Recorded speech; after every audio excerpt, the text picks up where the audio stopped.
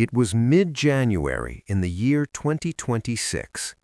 Winter covered Washington, D.C., with cold air and gray skies. Inside the White House, President Donald Trump faced one of the most serious decisions of his political life. The choice before him was not just political, it was historic. One decision could push the Middle East toward a new and dangerous war. Around the world, governments, markets, and ordinary people were watching closely, waiting for what the United States would do next. Far away from Washington, Iran was in chaos. The country was shaking from within. Large protests had erupted across the nation, driven by deep economic pain and years of frustration.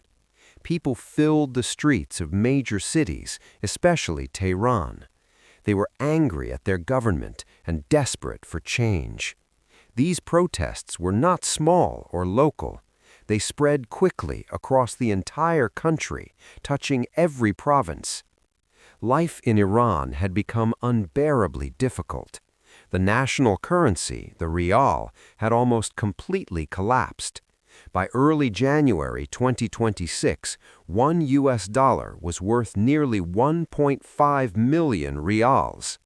Just 6 months earlier, the currency had been twice as strong.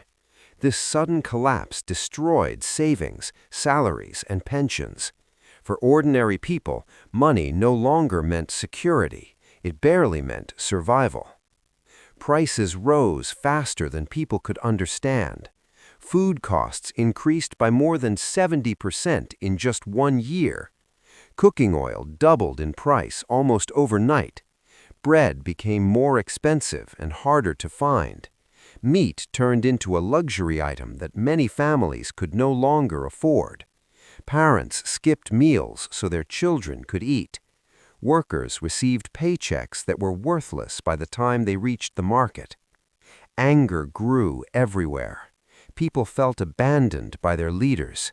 They believed the government cared more about power than about its citizens. This anger first became visible in Tehran's historic Grand Bazaar. On December 28, 2025, merchants closed their shops in protest. The bazaar had always been the heart of Iran's economy, and its shutdown sent a powerful message. The crisis could no longer be hidden. At first, the protests focused on economic suffering, but very quickly something changed. The demonstrations grew larger and more emotional. University students joined, workers joined, teachers, drivers, and shopkeepers joined. The protests moved from markets to campuses and then into the streets. What began as economic anger turned into political rebellion. Soon, protesters began shouting dangerous slogans. They openly blamed the supreme leader, Ayatollah Ali Khamenei. Cries of "death to the dictator" echoed through the streets. This was rare and extremely risky. The Iranian system was built on fear, and challenging the supreme leader directly crossed a red line. The protests spread rapidly, from Tehran to Isfahan, from Shiraz to Mashhad, from large cities to small towns. Within days, all 31 provinces of Iran saw demonstrations. The world began to realize that this was not a temporary disturbance. It was a nationwide uprising. The Iranian government responded with force. On January 8, 2026, authorities ordered a near-total internet and phone blackout. Iran was suddenly cut off from the outside world. Social media disappeared. Messaging apps stopped working. Families could not contact each other. Protesters could not organize easily. Fear was meant to replace hope. But even darkness could not hide the violence. News slowly escaped through secret recordings and brave individuals. Videos showed security forces firing live ammunition into crowds of unarmed civilians. Shotguns loaded with metal pellets injured hundreds. Tear gas filled the air. Water cannons knocked people to the ground. Beatings were brutal and public. Hospitals became overwhelmed. Doctors worked without rest. Protesters arrived with gunshot wounds, broken bones, and severe injuries.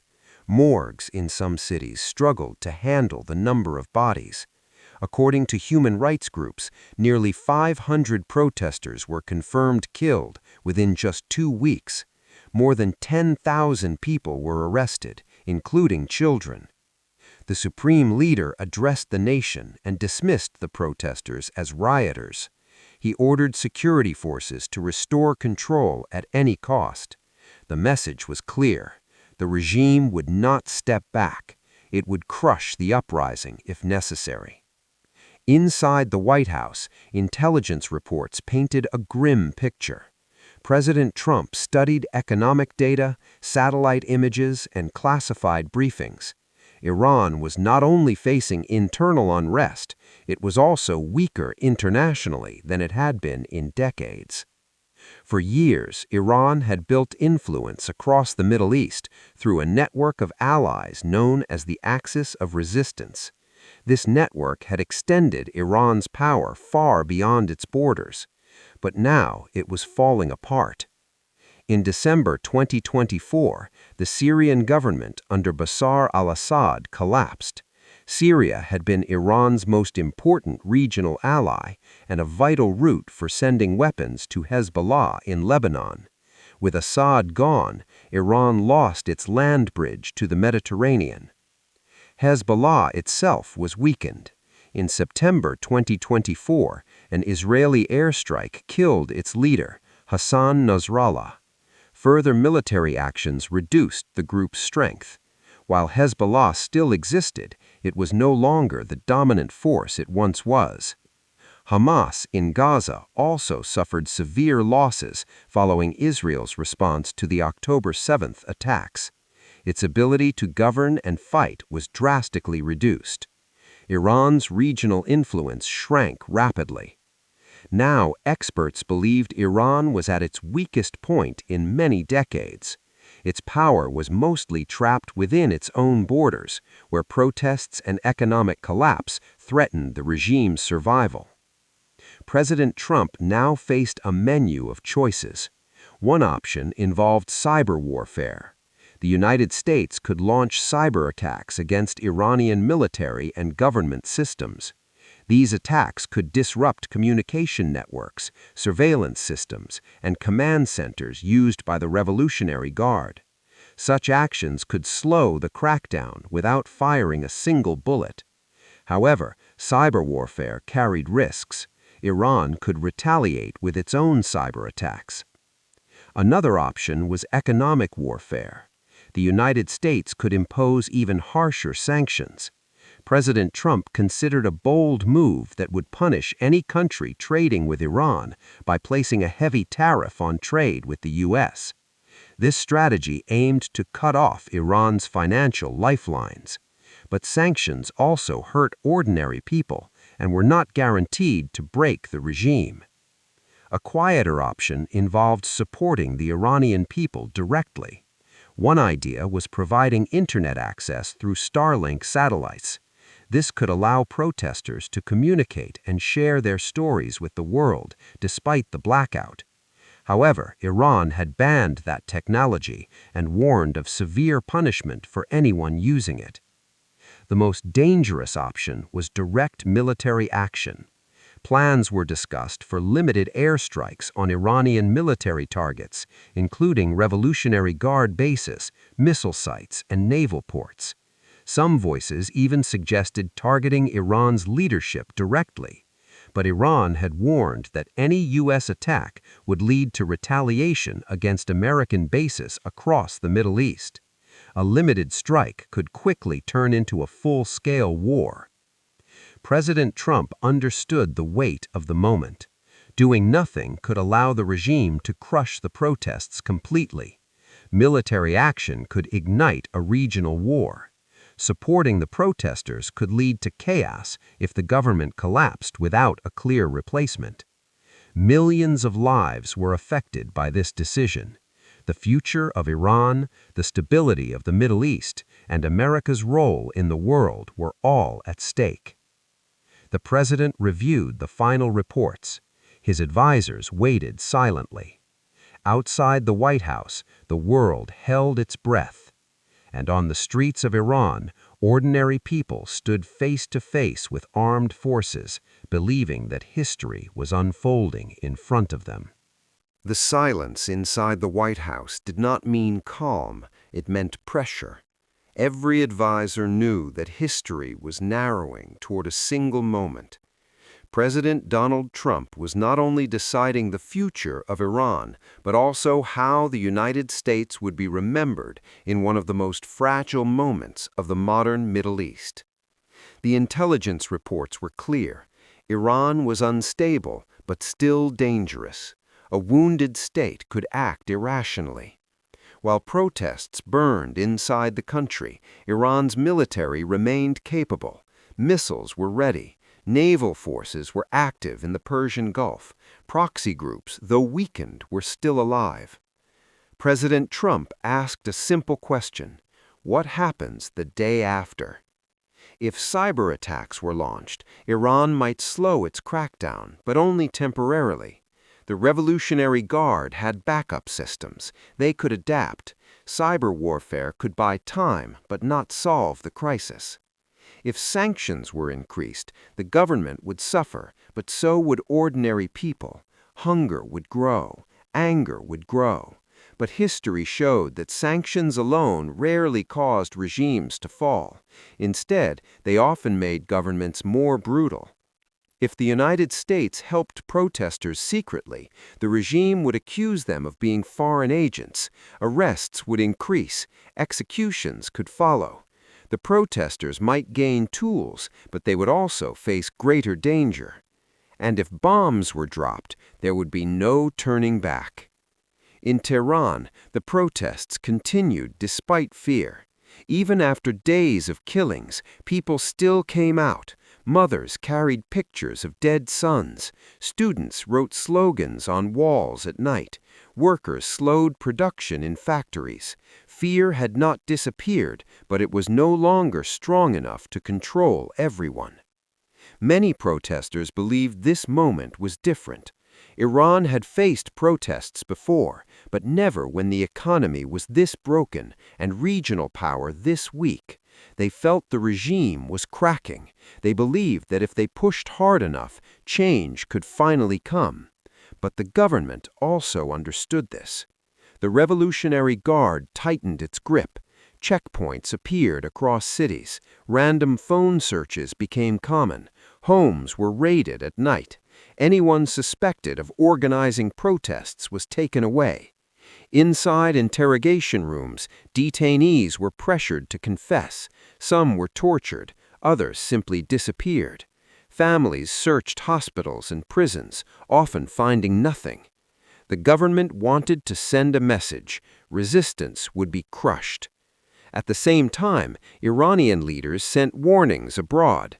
Through official statements and private channels, they made it clear that foreign interference would not be tolerated. If the United States attacked, Iran promised retaliation. American military bases in Iraq, Syria, Qatar, and Bahrain were placed on high alert. Naval forces in the Persian Gulf increased patrols. Fighter jets were moved closer to the region. The Middle East felt like a room filled with gas. One spark could ignite everything. President Trump consulted allies. Some urged caution. They feared escalation. Others argued that this was a rare chance to weaken Iran permanently. They believed hesitation would only allow the regime to survive and recover. Public opinion was divided. Some Americans wanted no more wars in the Middle East. Others believed the United States had a moral duty to respond to the killing of civilians. Behind closed doors, military planners warned that even limited strikes could spiral. Iran's response might not be direct. Instead, it could use proxy attacks, cyber strikes, or disruptions to global oil supplies. The Strait of Hormuz became a major concern. A large portion of the world's oil passed through it. If Iran blocked it, energy prices would explode. Global economies would suffer. Meanwhile, inside Iran, the blackout slowly lifted in some areas. When internet access returned briefly, images flooded the world. Videos of shootings, videos of crying parents, videos of crowds chanting for freedom. The emotional impact was enormous. International pressure increased. Human rights organizations demanded action. News networks focused on Iran day and night. Governments issued statements of concern, but few took concrete steps. For the protesters, statements were not enough. They wanted protection. They wanted the killings to stop. President Trump knew that whatever he chose, people would die. The question was how many and for how long. Late one night, alone in the Oval Office, he reviewed a final intelligence summary. It described Iran's internal fractures, its economic collapse, and the declining loyalty of some security units. It also warned that if the protests failed, the regime would likely become even more authoritarian, closing Iran off for a generation. This might be the last chance, or it might be the beginning of a disaster. The next morning, military commanders presented updated strike options. Cyber teams confirmed readiness. Diplomatic channels reported Iranian threats. Every path forward carried danger. Across the ocean, a young protester stood on a rooftop in Tehran, listening to distant gunfire. He did not know what the American president would decide. He only knew that his future depended on forces far beyond his control. History was moving fast, and soon the world would find out which path the United States had chosen. As the days passed, the pressure on President Donald Trump reached its peak. Every hour brought new reports from Iran, new deaths, new arrests, new warnings. The situation was no longer frozen. It was moving, changing, and growing more dangerous by the minute. Inside Iran, exhaustion spread through the streets, but so did determination. Many protesters were tired, injured, and frightened, yet they refused to disappear completely. Small demonstrations continued. Silent acts of resistance appeared everywhere. Graffiti on walls, nighttime chants from rooftops, workers slowing down factories, students refusing to attend classes. The government claimed it was restoring order, but the truth was different. Order was being forced through fear. The Revolutionary Guard remained loyal, but cracks were beginning to show. Some lower-ranking officers hesitated. Some soldiers avoided direct confrontation. Rumors spread that not everyone was willing to keep shooting unarmed civilians. This uncertainty worried the regime deeply. Iranian leaders increased their threats toward the outside world. They accused foreign powers of stirring unrest. State television warned that the country was under attack from enemies abroad. The goal was clear: shift the blame, unite the nation through fear of an external enemy. At the same time, Iran quietly prepared for the worst. Missile units were placed on alert. Naval forces conducted exercises in the Persian Gulf. Cyber units increased activity. The message to Washington was unmistakable. Any strike would be answered. In the United States, President Trump met with his advisors one final time. The room was tense, quiet, and heavy. Each option had been debated again and again. There were no new facts left to consider. Only judgment remained. He understood that military action could bring immediate satisfaction to some, but long-term chaos to many. He also understood that inaction would likely condemn the Iranian people to years, perhaps decades, of harsher repression. The president thought about past wars, about promises to avoid endless conflicts, about the cost paid not only by soldiers, but by civilians who had no voice in the decisions made far away. He also thought about the Iranian people, about families struggling to eat, about young protesters facing bullets with nothing but hope, about a nation trapped between fear and courage. Late that evening, a final intelligence update arrived. It showed that Iran's economy was continuing to collapse. Oil revenues were falling, inflation was spiraling, trust in the government was fading rapidly. The regime was surviving, but barely. This information changed the balance. President Trump began to see a narrow path forward, a path that avoided immediate war but did not abandon the Iranian people, a path that applied pressure without lighting the fuse of a regional explosion. The decision was made. The United States would not launch direct military strikes, at least not yet. Instead, it would move quietly but firmly. Cyber operations would begin immediately, targeting surveillance systems and military communications used to suppress protesters. The goal was disruption, not destruction. At the same time, economic pressure would increase. New penalties would be announced against entities supporting the crackdown. Financial channels would tighten further. The message to Iran's leadership would be simple. The cost of violence would continue to rise. Behind the scenes, efforts to support internet access inside Iran would expand, not loudly, not publicly, quietly, carefully. The world would see what was happening, even if the regime tried to hide it. This was not a clean victory. It was not a dramatic moment of triumph. It was a calculated decision to delay war while increasing pressure. When the decision became known, reactions were mixed. Some praised restraint, others called it weakness. Some Iranians felt disappointed that foreign military action had not come.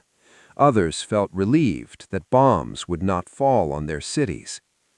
Inside Iran, the protests did not suddenly succeed, nor did they disappear. They changed shape. They became quieter, more patient, more dangerous for the regime in a different way. The government remained in power, but its authority was shaken. Its image was damaged at home and abroad. Its people were no longer silent. For President Trump, the decision did not end the crisis. It only marked a chapter. Iran's future remained uncertain. The Middle East remained fragile. The risk of conflict had not vanished, only been postponed. History would judge whether this choice was wise or mistaken, whether it saved lives or merely delayed suffering. Those answers would take years to emerge. But one thing was clear. In mid-January 2026, the world stood on the edge of war, and for that moment stepped back. And in the streets of Iran, ordinary people continued their quiet struggle, knowing that change, if it ever came, would come slowly, painfully, and at a very high cost. The story was not over. It was only waiting for its next chapter.